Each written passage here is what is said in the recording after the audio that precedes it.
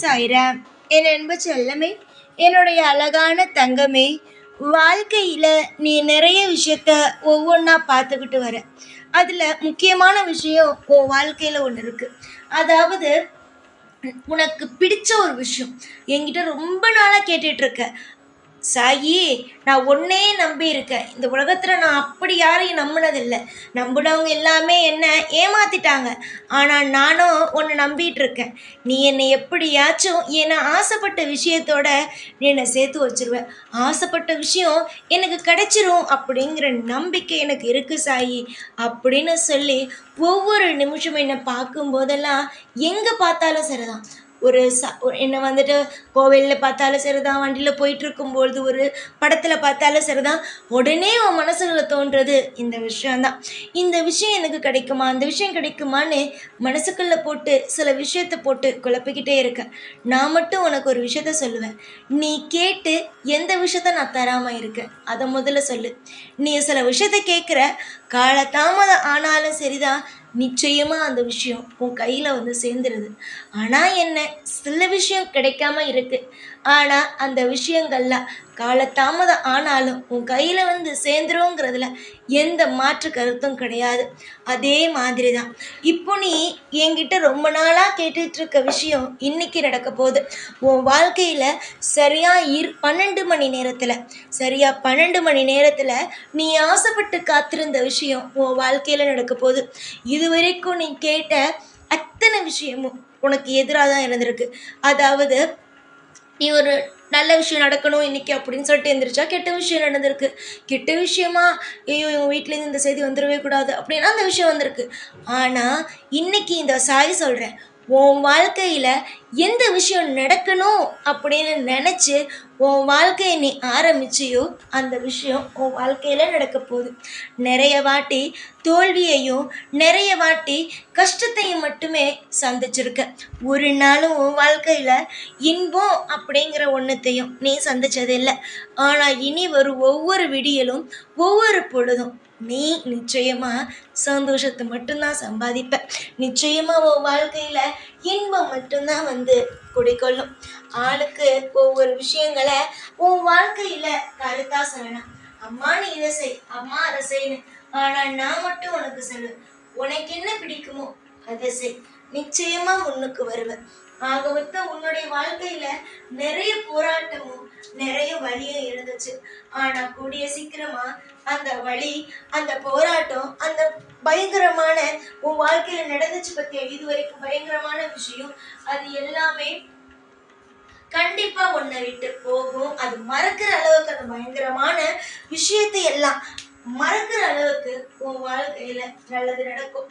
என்ன வேணா சொல்ல, நீயே சொல்லு, எது வேணாலும் சொல்லு. நான் உனக்கு எவ்வளவோ விஷயங்களை நல்ல விஷயங்களா கொடுக்கலாம்.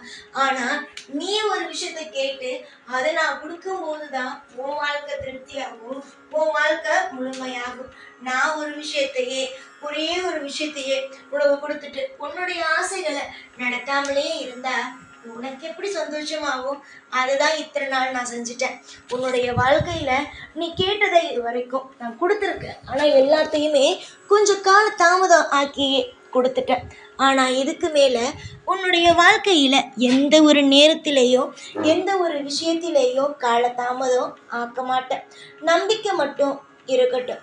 எல்லா நேரத்திலேயும் நல்லது மட்டுமே நடக்கட்டும்னு ஆசீர்வாதம் பண்ணுறேன்.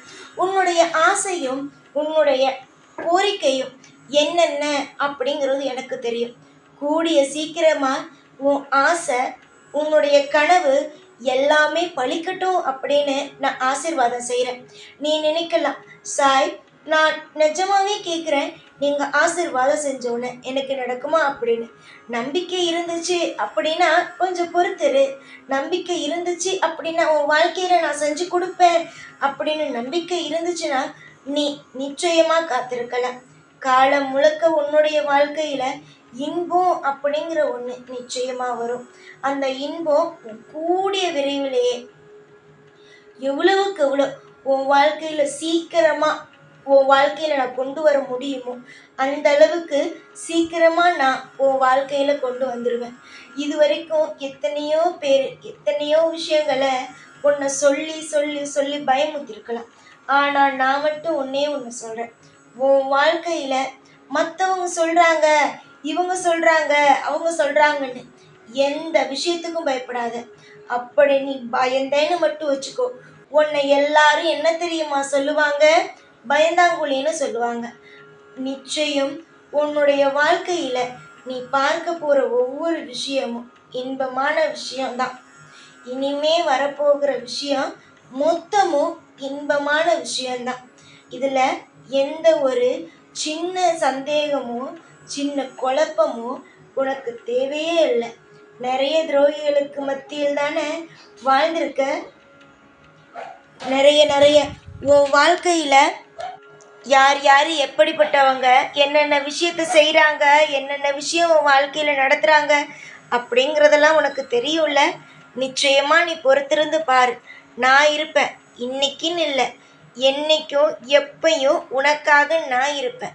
உன்னுடைய தேவை என்ன அது என்கிட்ட சொல்லிட்ட அப்படின்னா நிச்சயமாக நல்லது நடக்கும்.